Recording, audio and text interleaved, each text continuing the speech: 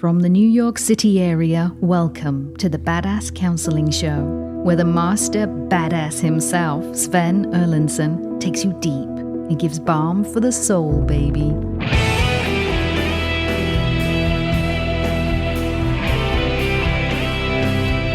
Yes, this is the Badass Counseling Show. I am the host, Sven Erlandson. It's terrific to have you tuning in.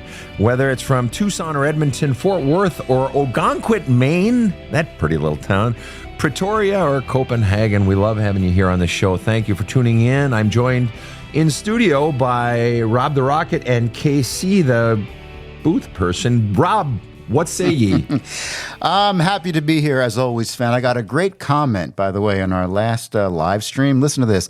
I am a counseling student who came across your shorts a few days ago. I am so thankful to see a therapist like you. How about that? Isn't that nice? Well, that's very sweet. And just for those of you who are not YouTube literate, when the person says they came across my shorts, no, I did not leave my underwear in the gym.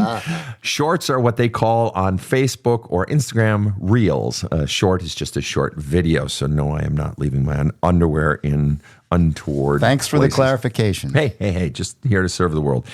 All right, Rob, I know we have some great women in studio today. I know we've got some fascinating stories. Please tell us the stories. Okay, Sven, here we go. First, Heather wrote into us and said, Dear Sven, I would first like to say thank you for everything you do.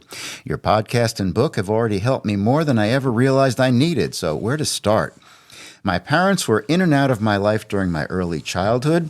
I was raised by my grandparents until I was about 11, and I went back to live with my mother, who they thought was doing better. About a year after that, my grandmother died, and I was molested by my mom's then boyfriend's brother, who was old enough to be my grandfather. I then moved back in with my paternal grandfather in hopes to have some protection and stability. I never got any type of help during that time, and shortly after graduating high school, got pregnant with my first child. I managed to keep 2 or 3 jobs, always trying to provide more than I was given. I later went to college, but then ended up pregnant with my second child and barely graduated.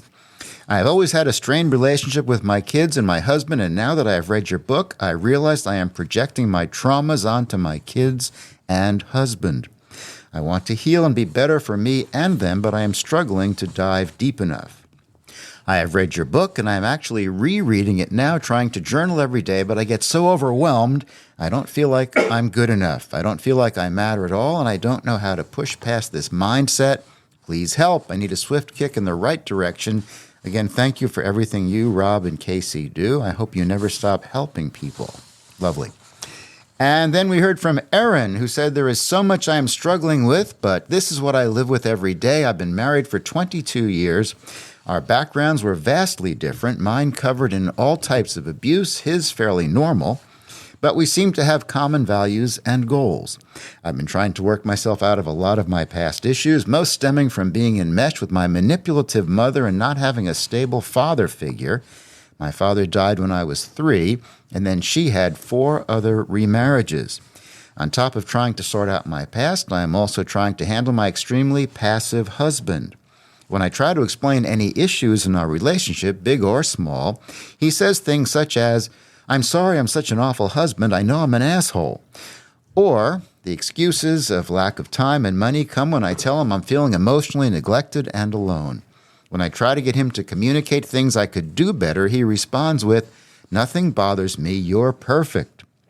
I feel like I'm trying to do things to improve myself and clearly express what I need, but there is no reciprocal communication. He is very physically affectionate and kind-hearted, but emotional depth and intimacy is not there. That makes it hard for me to break down my walls and not build resentment. I am so overwhelmed fighting this emotional war within myself over my past and present. I don't know what to do anymore. Ladies, welcome to the show. Thank you. It's great to have you here. Erin, I'm going to start with you, and then Heather, I'm going to come over to you in a few minutes, and we'll just sort of go back and forth. I hope that works for you guys. Erin, I want to, first of all, comment on your husband's comments. I'm sorry I'm such an awful husband. I know I'm an asshole. When he says that, what is sort of your reaction inside of your head or inside of you? I don't honestly know how to take it. He's always very apologetic. Everything is apology. I'm sorry. I'm sorry. I'm sorry. It makes me feel like I have to blame him when it's my feelings, and then I feel like I'm projecting what I'm feeling to him, and then it's my fault that I've made him out to be a bad guy. I've made him out to feel attacked and rejected and but you don't defensive. say that here. You say here, when I try to explain any issues in our relationship, big or small, he says, I'm sorry, I'm such an awful husband. I know I'm an asshole. When I first read this, my brain goes to, let's just say a parent. Let's just say a mom. For just random. It could be a father, it could be a non-binary parent, and who is being confronted by her 25-year-old son who says, you were just, Mom, you really hurt us when we were younger. You weren't around and we felt neglected or whatever. And the mother instantly goes to, and again, it could be a father, whatever, instantly goes to, oh, I'm such a horrible mom.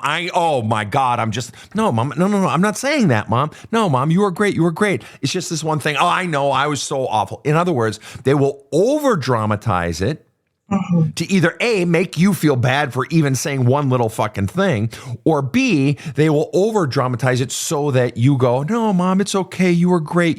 So they make it about them so that you will placate them, or so that you will feel bad for even saying any small thing or medium thing, let alone a big thing. Do you feel that vibe at all in your husband's response? Was that a misread on my part? It might have been. No, that's what it is. I feel blamed for bringing things up. I feel like it's my fault for having those feelings towards him and saying, I want this from you. I need this from you. And then when he responds with, well, I'm a bad husband. It's my fault. Yeah, then I feel blame for making him feel bad. Right. No. And okay, good. So I read it right then, because I read that and I'm like, that's a fucking cop out. He's just copping out. He doesn't want to deal with the problem. He doesn't want to have any sense of ownership. And it sounds like, well, I said I'm an asshole. Obviously, I'm owning it. No, you're not owning it. That's the point. You don't want to fucking actually deal with the issue. You're taking, let's just say it's even a small thing. You're taking this small thing, blowing it up into an asshole because you don't want to deal with the small thing and how you're culpable and how I'm culpable too, and actually deal with it. You just want to, everything's just, I'm an asshole. And then I read the next comment, lack of excuses of time and money when I tell him I feel emotionally neglected and alone. Oh, we don't have enough time and enough money. Cop out. When you say, when I try to get him to communicate things that I could do better, he responds with, nothing bothers me. You're perfect. It's just a cop out. And you say there's no reciprocal communication. Yes, I get that. But what I get is he just doesn't want to put in any effort. There's just no fucking effort. It's just like, nah, I don't want to. And so when you say I'm also trying to handle my extremely passive husband, that's a brilliant read. Passive, just fucking lazy. Just, nah, I don't give a shit. I don't want to put in effort. Fuck it. You're right. I'm an asshole. It's like those times that every parent has when your kid comes to you, says, I'm so mad at you. I hate you, Papa. I hate you. And you're thinking inside yourself, yeah, I know, fuck off. I'm horrible. I know. You don't say that to them. It's like, oh, I'm sorry, honey, whatever. But there are the times when you know your kid is being very unreasonable. And it's just like, I know. Yeah. Oh, yeah. I'm the worst. Oh, yeah. My point is he doesn't want to engage. And he's actually saying those things to you. He doesn't want to engage. He doesn't want to put in the effort. He just wants to let it be what it is. And if I'm hearing you correctly, this is profoundly unfulfilling. He's very physically affectionate and kind-hearted, right? Harmless. Mm-hmm. Sounds like he's harmless. A kind-hearted man is a nice thing, right? It's nice, but you're saying I want more. I want connection. Is that accurate or inaccurate? That's correct. And it always, for him, it always comes back to, well, I didn't intend to hurt you. I didn't intend to do these things, and so. I'm like, but you did. Right. And if we don't talk it out, then you will do it again, quote unquote, unintentionally. The purpose of talking it out is so that there can be a change in patterns. And he doesn't want to Right. put in that much effort. So he's fundamentally saying to you, you don't matter enough to me to put in more effort. This marriage doesn't matter enough to me to put in more effort. Just out of curiosity, before we toggle over to Heather here, just out of curiosity, you said you were enmeshed with a manipulative mother and not having a stable father. Very much so. Okay, you're in enmeshment with your manipulative mother. What and you had all types of abuse. Your mother was manipulative and abusive? Very much so. And abusive. She more so emotionally and neglectful than any physical abuse. And so the abuse, all types of abuse came from? Step parents, outside Fair. neighbors, Okay. my brother. Fair. Okay. Lots of people. Okay, and that's fucking horrible, and I'm sorry for that. And that definitely affects. What would you say in your mom's being neglectful and manipulative? What, in one sentence or less, was the fundamental message, underlying message, or explicit or implicit, about you that you got from your mother? In one sentence or less, what was it? That if I don't take care of her, I'm not important. Oh, gosh. Thanks, Mom. If I don't take care of her, I'm not important. And what would you say is the very earliest you began to get that message or some derivative of that message? Very young, very young. And by I very don't young, remember a lot after. you mean what? I mean, like, I don't remember a lot after my father died when I was 3 years old. Mm-hmm. But she moved us away from family shortly thereafter. We moved literally 800 miles away. Mm-hmm. And so I think since then I kind of, that was my only safety net was her. Mm-hmm. And I don't ever remember not trying to appease her and be her, try to take care of her so she would take care of me kind of thing. And I don't ever remember not doing. Okay, so that age is 3, you said? 3, 4? 3, 4. 3 to 4 years old. Okay. All right. Let's put that on hold. Heather, thanks for coming on. You said, Heather, that your parents were in and out of your life, and so you were raised by your grandparents. And then until you were about 11, went back to live with mother. Okay. Whose decision was that? Just out of curiosity.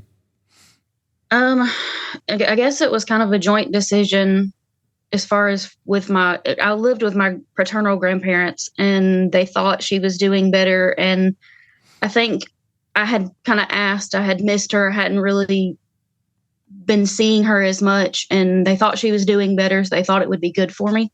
So I guess it was kind of a joint decision. It wasn't just one or the other. They never actually had like full custody of me. It was just everybody kind of agreed I was better off with them at the time. And the decision to go back to your mother, a hard question to answer perhaps, but did she want you?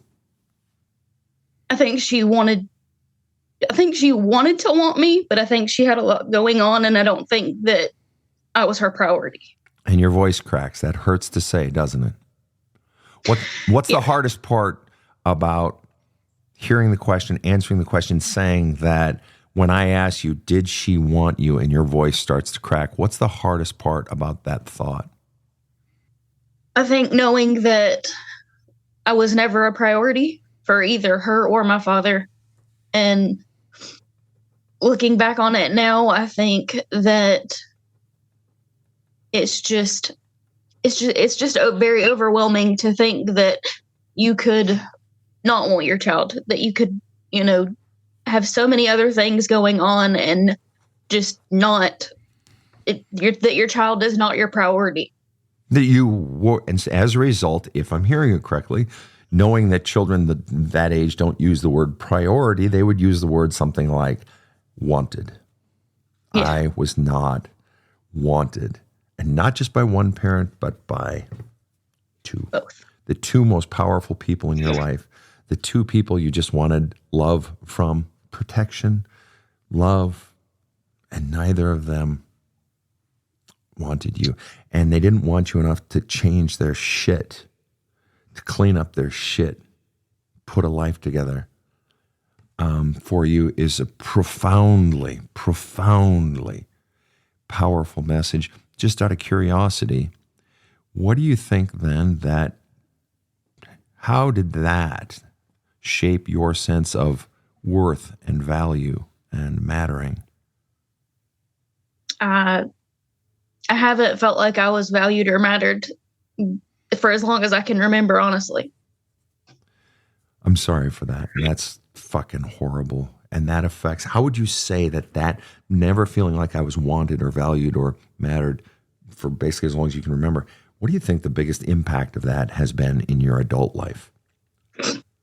I think that for me, it's been, I've constantly sought out somebody to love me, or that's why I feel like I kind of project onto my kids, because I want them to be happy. I want their love. I want my husband's love, but I still, even when they're showing it to me, I don't feel like that I'm worth it. I don't feel like that it means anything. So it's never enough. It never really fully sticks, right? Because you got this gaping fucking hole in the bottom of your love cup. It feels good in the moment, but it just flushes right through. It doesn't stick because you don't believe it. Because you were taught to believe you don't fucking matter. So yes, it feels good. I mean, if I take an empty cup, let's say my Starbucks cup, and I fucking poke a hole in the bottom, right? And then I take a big old jar of water and start pouring water into that, it's all going to drain out the bottom. But if I run my fingers along the inside of that cup, there's going to be a little bit of residue left. So there's a little bit that sticks. Part of you knows your husband loves you or knows your kids love you, but it's not fulfilling. Would that be somewhat accurate? Yep. I'm really curious about one thing in that childhood of yours. I was raised by I'm going to read the sentence over that you wrote into us. I was raised by my grandparents until I was about 11, and I went back to live with my mom, who they thought was doing better. About a year after that, my grandmother died, and I was molested by my mom's then boyfriend's brother, who was old enough to be my grandfather. I'm just curious in that situation, whether it was in the moment or not, but now looking back, who are you madder at for being molested by your mom's boyfriend's brother? Apart from being mad at the person who did it, that evil man who did that, are you madder at your mom? You're madder at your grandparents? Who are you really mad at? If you have anger in that situation, I would be, quite frankly, shocked if you didn't. If you've even thought about it or touched any of it, who are you most mad at in that whole scenario? I think for a long time, I thought that I was madder at my mom. But since reading your book and really diving into my journaling and everything, I think that I'm probably equally as mad at my grandparents, because they had me to begin with. They knew that it was a bad situation, and then they thought she was doing better, but they didn't keep up well enough to know that it still wasn't a good situation that I shouldn't be in, and they didn't protect me before anything else happened. And so that seems to imply, and you correct me if I'm wrong, I don't mind being wrong, it seems to imply that they were it might imply that they were trying to dump you, and once you were gone, they weren't deliberate about staying in touch to check in and make sure you're doing okay. It almost implies that, oh, your mom's doing better, here, why don't you go? Is that sort of how you feel or how you're reading it? I think it was that to a degree. They had their own business. They traveled a lot. So they were, and that was part of the reason I went back to stay with my mom as well, is because they were traveling everywhere and I wasn't in a school. They were trying to homeschool me. So there was just a lot going on. And I think it was just more convenient for everybody at the time, except for me. Except for you, because in a way, that's rejection by two more people who don't want me. Right. And so you've been unwanted. You come to 18. I've been unwanted by basically every adult in my life for my full life. I don't fucking matter. I'm just shit. Some of that in there? Yeah. Yeah.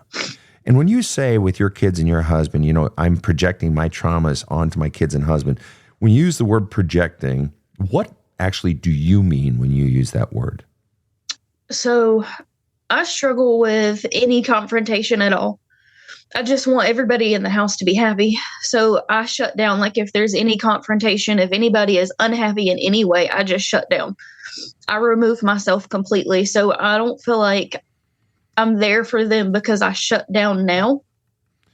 Because I'm terrified that people are going to get upset and leave, or that they're not going to be there, or they're just going to be so angry with me and unhappy with me that they're going to leave. And so in a way, you, to some degree at least, that desire to not address anything is very similar to Erin's husband. In some respects, at least not wanting to touch the stuff. And it actually makes total sense that you struggle with confrontation and you shut down because you're terrified that they'll be mad at you, that they won't like you, and they'll leave, which is precisely the message you got in childhood. People leave. And let me ask you, just out of curiosity, did that little girl that was you believe that the reason they left was because something must be wrong with me? Right. Yep. So you equated, and it's totally understandable that a child would think this. It's totally logical, right? It's totally, even as adults, if somebody doesn't want to be my friend, the brain goes to, at least for a little bit, well, what did I do wrong? Why am I stinky? I showered this morning. What's wrong with me? I take a child being pushed away by everybody. Of course the girl is going to think that. When in fact, they were fucking assholes. Wait, 2 of you brought a child into this world and 2 of you turn your back? Fuck you. Pardon my language for those who are offended by this swearing, but I'm sorry. There are times when it is very appropriate. Fuck you, Mom. Fuck you, Dad. And Grandma and Grandpa, oh, double fucks for you guys too. Thanks. Sent me back. And by the way, did they ever find out that you were sexually molested by your mom's boyfriend's brother? My grandmother had already passed away. Everything kind of hit at the same time. And when it all happened is when I ended up going back to stay with my paternal grandfather. Right after she passed away and everything happened, it kind of all happened within about 6 months apart. Did he know? My grandmother passed away, and then that happened. Okay, and then did he know that happened, that you were sexually molested? He knew. Yeah, those 4, and sort of an abortion of parenting right there. I mean, that's just, wow. Got to be honest, I'm fucking livid with your parents and your grandparents. I got to be honest, not cool, horrible. And as a result, the whole time, am I correct? You've always thought, I'm unwantable, I'm unlovable, there must be something wrong with me. Is that right? It's my fault. Yep. It's my fault. And none of it was your fault. You realize that, right? Logically, you realize that. If you and your husband were to divorce, I'm sure you never will, but if you and your husband were to divorce, is it your kid's fault? No, that would be fucking asinine. Right. It's not my kid's fault. But when it happens to you, when you are the kid, because of how we're programmed, that's what we think. I mean, look at over here in Erin's case, and we'll come back to you, Erin, but in a second here. But in Erin's case, she was conditioned to believe, if I don't take care of my mom, I'm not important. Motherfucker, you fucking bitch, Mom. You fucking bitch. Wait, I'm a child? And it's my responsibility to take care of you? You fucking child. Who's the child? The shit that we're conditioned to believe. And here we are, 2 lovely mothers, women, grown-ass women. And these messages, the power of these messages. We're going to dive further in with Erin next, right after this break. So I was telling a buddy of mine how he seems happier. He told me about the book that changed his life. So I bit. I went to the Badass Counseling website and downloaded There's a Hole in My Love Cup audiobook. I started listening to it on my commute home from work, and holy cow, it was a Louisville slugger to the face. I literally sat in my car in the driveway night after night, listening through to the end of a chapter or doing the journaling exercises. My wife started to see changes. I started to change a lot. My default response stopped always being anger. Now I manage a team of salespeople, and I changed as a leader. I was listening more, not always just reacting. When their numbers started going up seemingly out of nowhere, I knew what the reason was. There's a Hole in My Love Cup is now required listening for any person on my sales team or working for me, and I gladly buy it for them. You gotta listen to this book. This show provides soul counseling intended to entertain and inform and is not medical advice.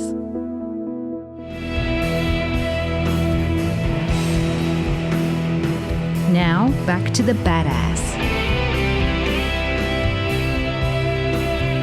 We're joined on the show today by Erin and Heather, and we are deep into some very, very heavy, powerful stuff.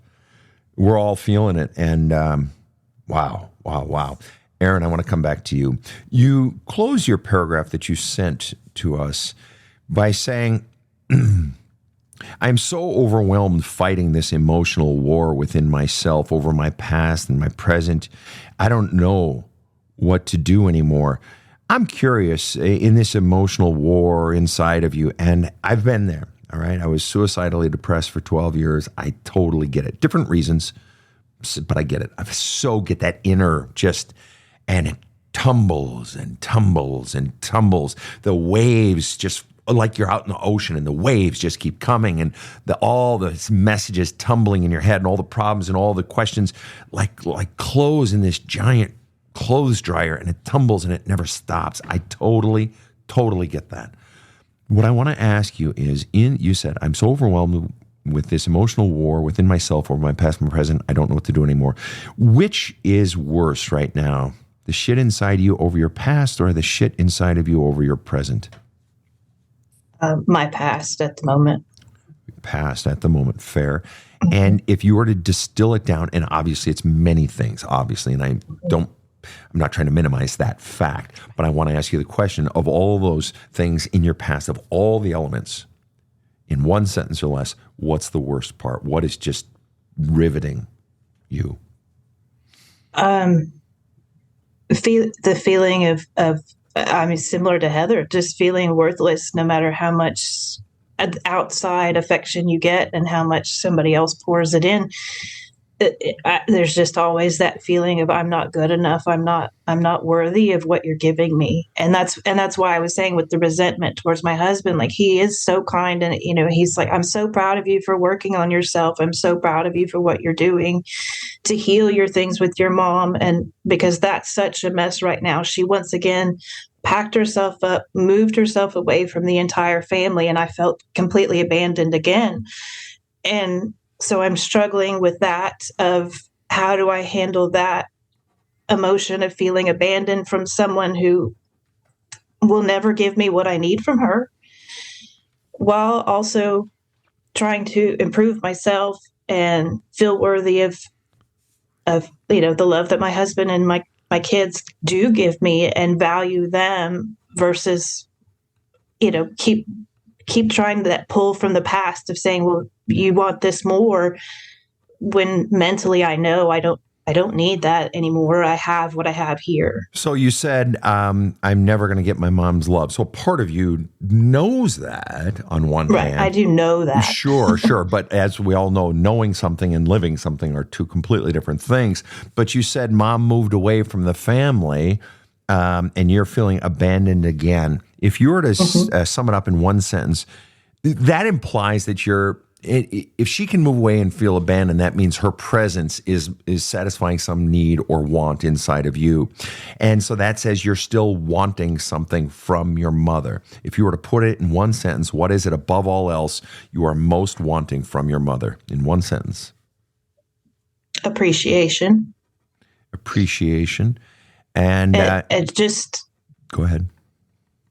I guess appreciation and respect.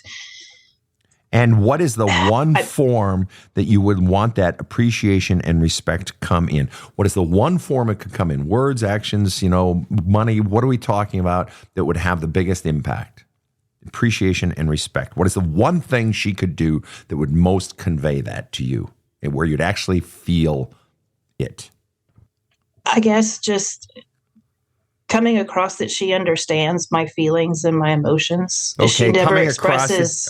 Coming across that she never expresses how that she understands why I feel the way that I do in respects to our past. Does she even listen to or want to hear your feelings and emotions with respect to you guys' past? Does she No, even it listen? always goes back to her feelings. It always goes back to her feelings. So really, if I'm hearing you correctly, the one thing that you would most want is for her to sit in front of you and say, tell me about our past. Tell me how it felt. Tell me what it was like for you. And then for her to listen and say something along the lines of, perhaps, here's what I'm hearing. And you correct me if I'm wrong on this, honey. Here's what I'm feeling. Here's what I'm hearing. That must have felt horrible. Tell me more. Wow, I really dropped the ball. Holy cow, I'm so sorry, et cetera, et cetera. Is that accurate? Right. That, to feel heard. Yeah, and to take Go ahead.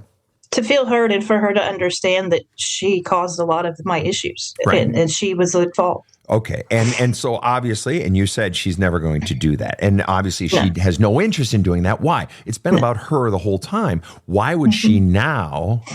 And I know you know this, but why would she now admit fault?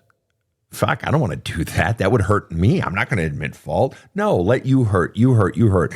Underlying message, you don't matter. You exist to meet my feelings. So if you feel bad, I don't really care as long as I don't feel bad. Just out of curiosity, forgive me, but does your mother think she was a good mother? Oh yeah, Oh, fuck. she thinks she's a great grandmother and a good mother. No. I gotta ask, which pisses you off more, that she was a bad mother or that she actually believes she was a good mother? And there's no right or wrong answer. I'm just curious. Everyone's different on this question. Honestly, I think it just makes me mad that she won't admit it. That she won't admit it. She won't admit it. Okay, and so you're wanting her to admit it. And so when she walks away, it's one more confirmation. When she abandons you, it's one more confirmation she doesn't care about your feelings and she's not going to admit it. But I want to ask the question, if your mother were to admit it, then what? I honestly, that's a hard question. Then what? What would you feel, or what would you do next? What comes after her admitting it? What do you get out of that? Then what?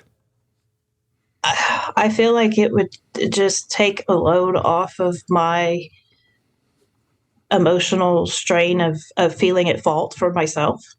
I see. That maybe if she would take some of that fault, that maybe I could release some of it. Okay.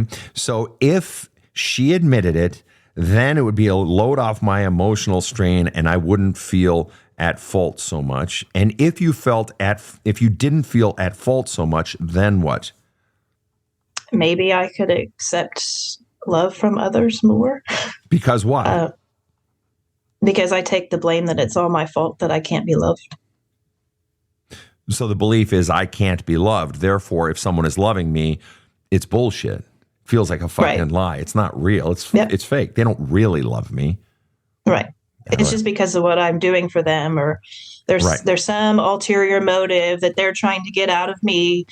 And that's the only reason that the love is coming across. That's right. That's right. There must be an ulterior motive, or it's not real, or it's not true, even though a child's love for a parent, as we've seen in your case, is never ending, almost never ending. You've endured all this shit and you still love your mother. You still want that relationship. So your children adore you and you don't believe it.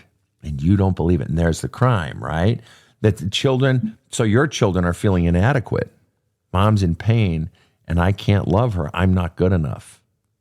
My love isn't good enough. And you've been conditioned to believe that love for you is earned by what you do, that you innately of yourself, your being is unlovable, not good enough. So if she admitted it, mom admitted all the shit that she did and all the neglect and failures, then that would take a load off me emotionally and I wouldn't feel at fault so much. And then I could accept me and love me and accept the love given to me. And then what?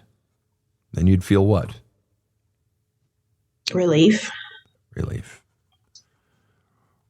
The mere thought of relief is a nice one, isn't it? Mm-hmm. The relief of the burden being gone. The relief of the motor constantly fucking running and stopping running. The anxiety and the unworthiness. So what you're fundamentally admitting is that in order for you to accept love and to love yourself and to feel just relief and peace and calm inside, you need something from your mother. That you can't have relief, calm, peace, and love unless you get this thing from your mother. And I hate it. I hate that feeling. Right. Because I know I won't get it. That's exactly right. Oh, yes, you're fucked. Absolutely hopeless.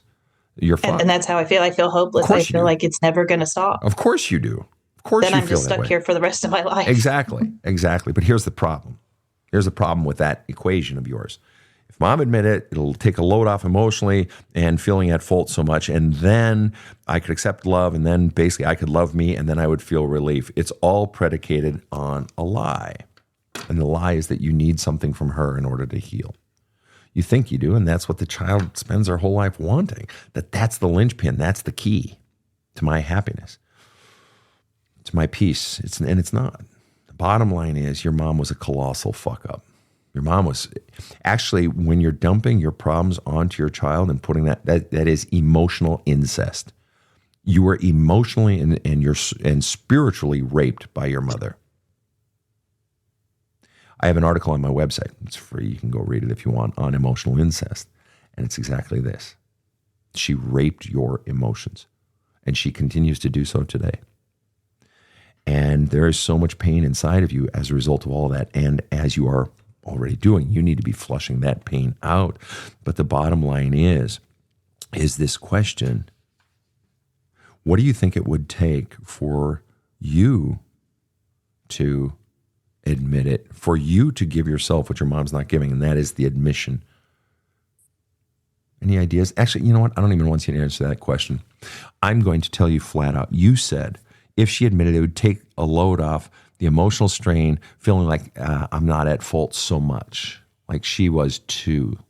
No, your language is wrong there. It's just flat out wrong.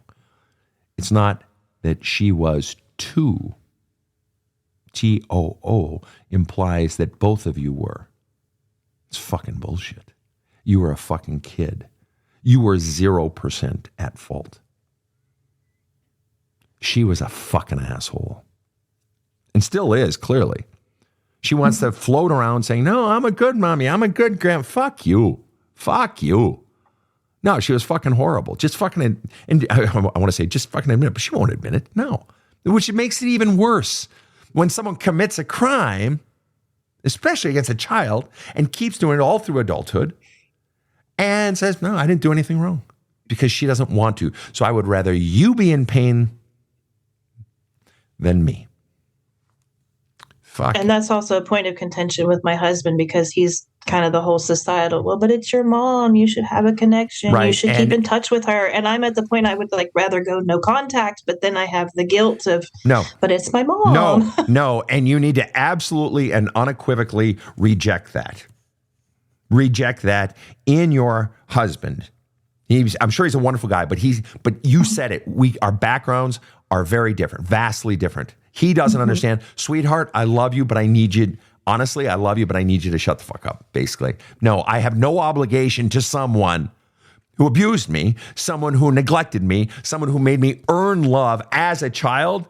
Honey, I love you so much, husband, but you need to fucking do a little bit of research, because you don't know. And I love you. So I'm not trying to be respectful, but I need you to stop. I don't give two fucks if she's my mother. She wasn't my mother. She breached the contract. Honor my mother and father requires the mother and father honoring the child. It's an implied sort of social arrangement that the child didn't even fucking sign up for. Okay. And she breached that contract. She said, no, you just have to give love to me. I don't owe you anything. Fuck you. Fuck you. She breached the contract decades ago. And yet you still think you are beholden to that contract. You are not. And don't let anyone tell you that you are. Because if you don't protect you, ain't nobody gonna else protect you. And that's where it starts. That's where it starts. Fuck her. And you love your husband, but you have to draw hard and fast. Honey, I need you to stop.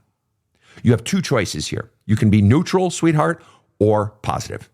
But the negative and telling me I should in a situation that you literally have no experience in. You said he came from a good home. Great. Honey, you have no experience. Please don't put your values onto me. This one is non-negotiable, sweetheart. And you have to have the courage to do that. And I know it's scary, but you have to.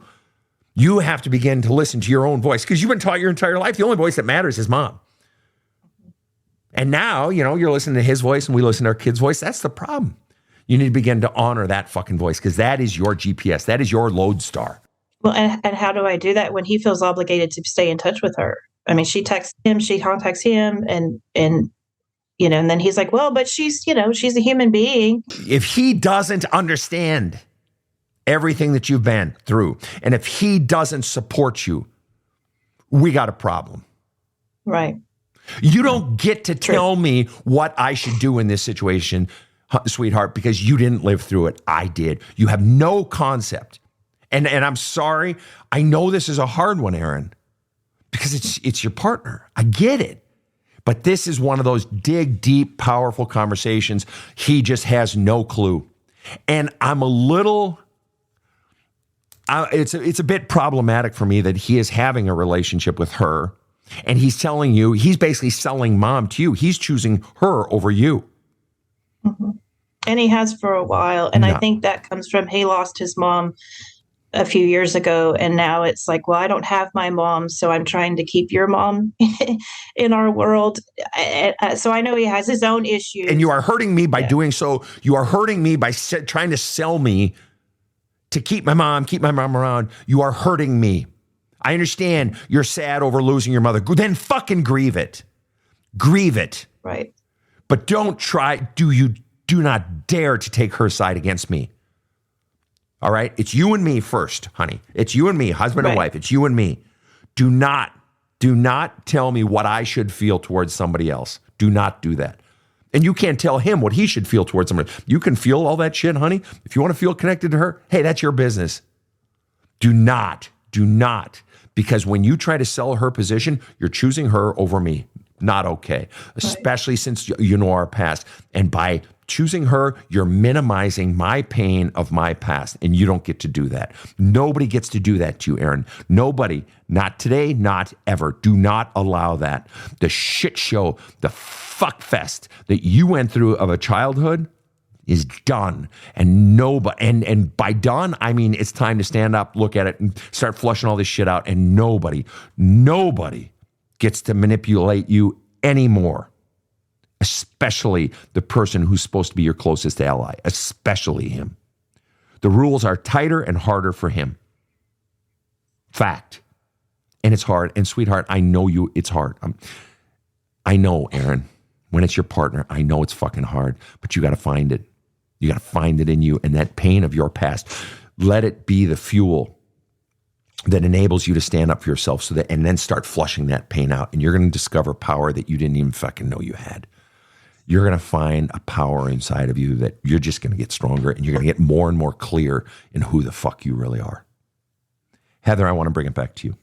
We've been talking about your grandfather, your grandmother, your mother, and who's at fault, and you projecting onto your kids and wanting their love and struggling with confrontation and how you shut down and you're terrified they'll leave and so forth.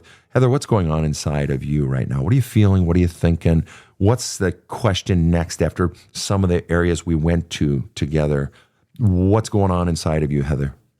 At this point, I'm so overwhelmed that I don't know which way to turn. Like, I know I've been journaling and I've been doing all this stuff, and I keep bringing up stuff that I didn't even realize hadn't dealt with. But I'm overwhelmed is the biggest thing, and I don't know how to get past that being so overwhelmed every day. Yes, absolutely. Plus, you've got everyday functions. Your kids, you got life. Let me ask you, what's at the top of the list of overwhelming? What is the single most overwhelming part of your life? It can be past, it can be present, it can be future, it can be anything. What's the most overwhelming thing in your life presently? I think being able to get myself through everything that I've experienced, because like I said, when I wrote in, I never dealt with any of this. So now it's like it's all coming to head, and I'm trying to get through it and live daily life and be a mom to 3 kids and a wife and work. And I'm so overwhelmed with dealing with my trauma, everything that I've been through. It's just overwhelming is literally the only word that I know. Like, I don't even know how else to explain it. I hear you. I'm hearing the frustration, the enormity. Like, I can't even get a fucking minute in a day. I can't, and even if I find a minute of time, then it's finding an ounce of energy. Am I correct? Yeah, for sure. Yeah. And the parent's dilemma, especially if you're the hands-on parent and the more hands-on parent, whatever. But yeah, you've got everything. And then to have the shit flying at you from inside. And then, I think you said you're reading my book. Is that right? Working on my book or what? Yeah, I read all the way through. I'm a reader anyhow, and I read through it really fast and did not do everything the way I should have. It's okay. So I'm rereading now, and I've stopped and actually I'm journaling every single question. Good. So I'm getting a lot more out, but each question I just realized brings up more and more that I didn't realize that I even needed to deal with. And wow. it's taking a lot. Good. It's taking a lot. And you guys have heard me. You've listened to the show. You've read my books. The analogy is like going to the gym. It's like going to the gym. Rob goes to the gym all the time, every week. And, his trainer and kicks his ass. And he loves it. Hates it, but we know we've gotten a good workout when we're feeling run down or tired or whatever. Now you're getting tired from your external life as well. Let me ask you this. If we were to go to sort of the tactical or the practical level, Heather, what is the one change that you could make in your life, or the one thing that you could say no to or reduce that would have the biggest positive impact on you feeling less overwhelmed by life? If you had the strength to make one change, large, medium, or small, what is the one change you could make that would have the biggest impact? I'm not really sure because I've run myself so thin. I don't do a lot of extracurricular anything. I pretty much go to work, come home, and I'm with my kids and my husband. I don't really do anything extra, which is why it's been so overwhelming. So I'm not really sure what I could say no to at this point. Okay. I'm just going to throw out hypotheticals. I don't know. Could you work slightly less? Is that a possibility to free up some time? Are you, and I'm just asking random questions. I don't know the answers. I'm not pushing an agenda. I'm just asking questions. Work slightly less. Do you, in your parenting, tend to overparent? Are you doing too much? And it's just an honest question. Do you feel, is part of your feeling overwhelmed by all of your obligations, is it that you feel like if you're not doing more, you're not a good mom and you're unlovable? So it's not even just the amount that I'm doing, it's that I feel like I should be doing more. So it's like there's this motor turning. What really is it? Where could cuts be made? Or is it just I need to be doing more? Or talk to me. I feel like, honestly, I feel like part of the reason I feel so bad is because I don't feel like I'm doing enough. But it's more of it's because I'm so overwhelmed, I shut down a lot. Like I get so overwhelmed that I shut down, and I don't do. My husband, honestly, is probably the best person that I could have ever asked for, because he does way more than what the average partner probably was. He picks up way more than 50% of my slack because I'm constantly overwhelmed with everything. Okay. So that's beautiful. I think it's, I'm not sure. I don't really know what I could cut back. Fair. Just so you're aware, the feeling overwhelmed and then shutting down, the need to shut down is the body. It's the soul's own calling us down. It's calling us back into a state of sort of rest, tuning out all of the noise, all of the distractions, all of the pounding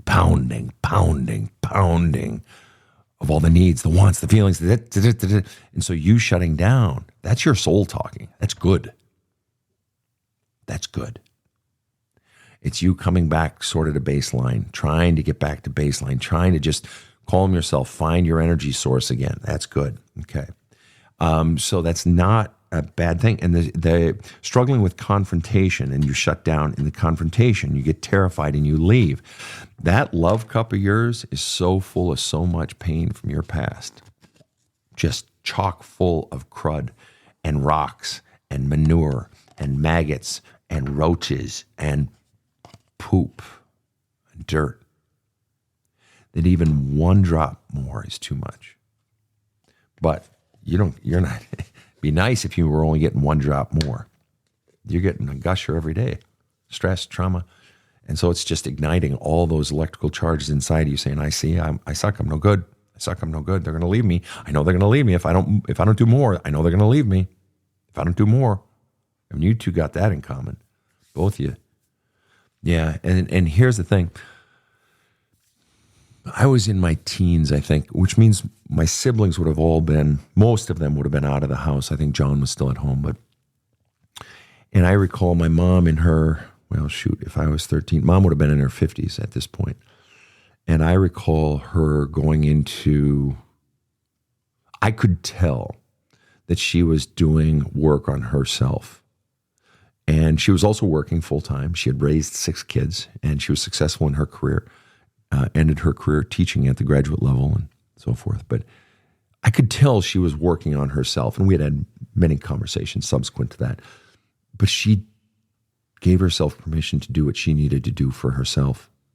The needs of the child don't always come first. The short-term needs of the child don't always come first. Short-term. The long-term needs of your children is a healthy mother, a healthy father, healthy people around them. And that means that sometimes short-term we have to make sacrifices. The marriage, I have no doubt, your husband helping out so much brings a tear to my, it warms my heart, tear to my eye, that he's, picking up slack. And I mean, sounds like you got a good guy, okay?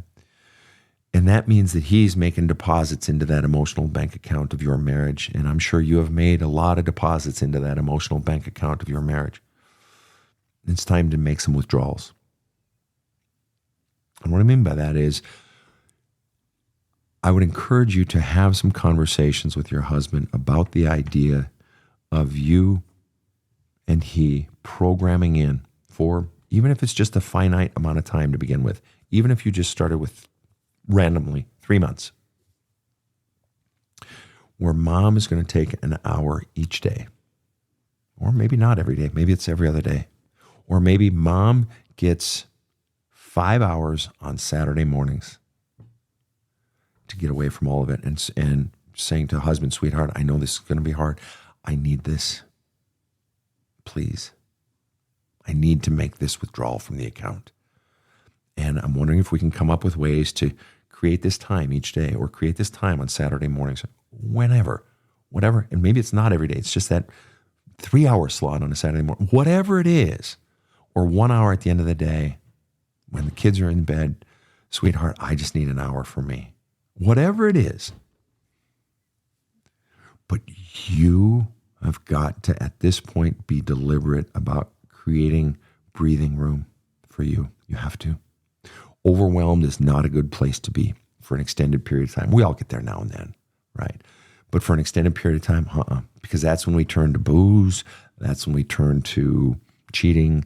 That's when we turn to something to make the overwhelmed shut off. To just feel peace for a minute. I'm going to take these pills, right? For something other than what they were just prescribed for.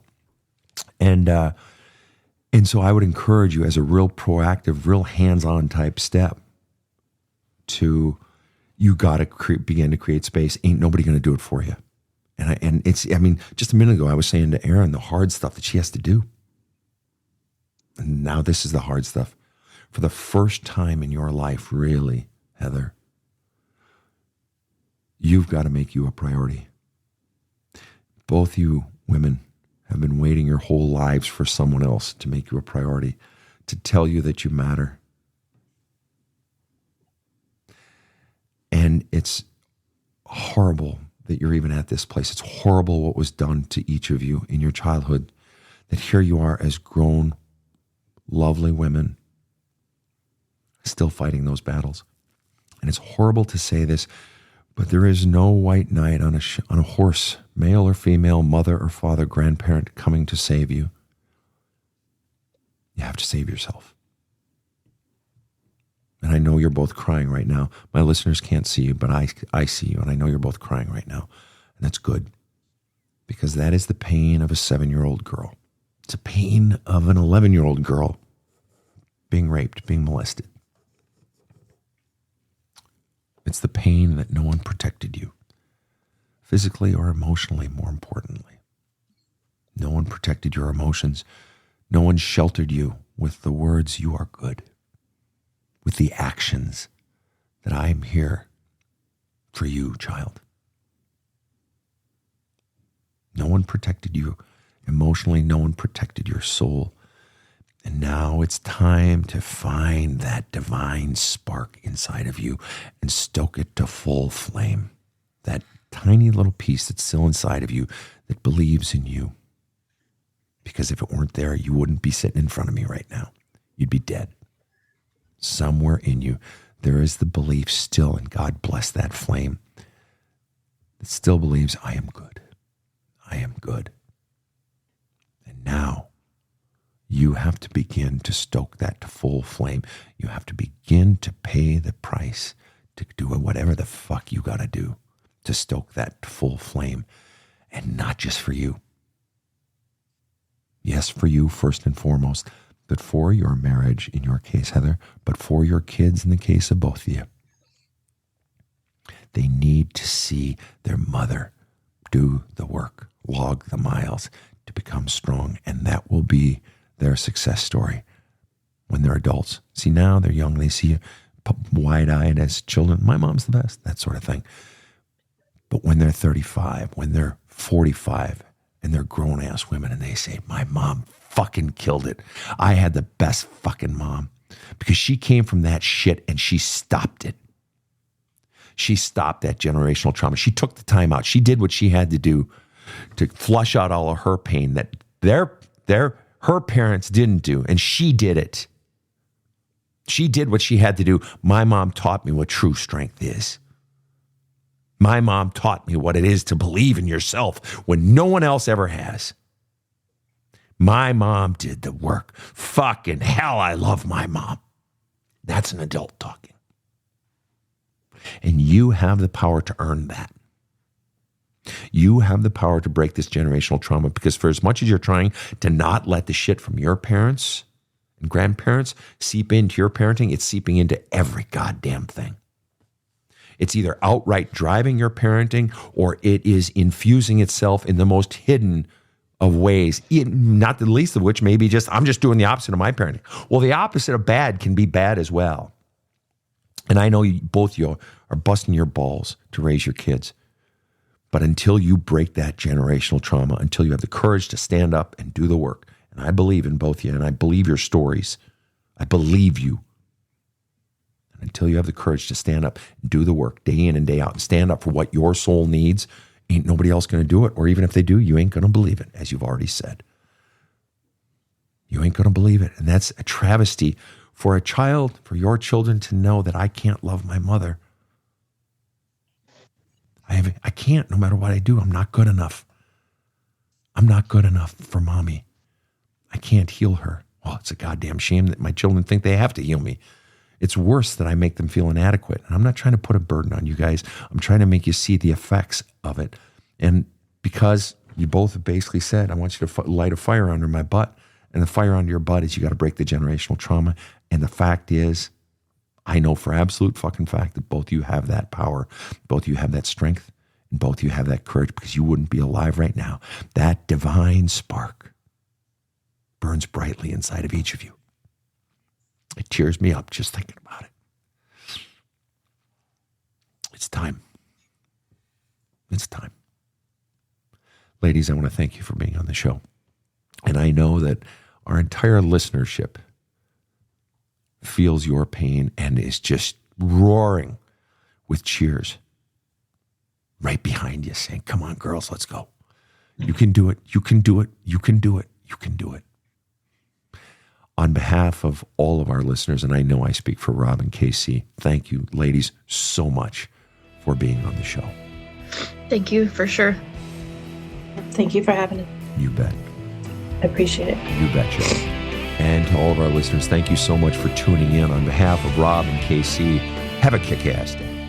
The Badass Counseling Show is strictly copyrighted. No copies may be made without the express written consent of the Badass Counseling Show, LLC. The Badass Counseling Show is produced by Karen Camparelli and Robert H. Friedman. Executive producer Sven Erlandson. Original music by two-time Emmy Award-winning composer Trevor Morris. Have a kick-ass day.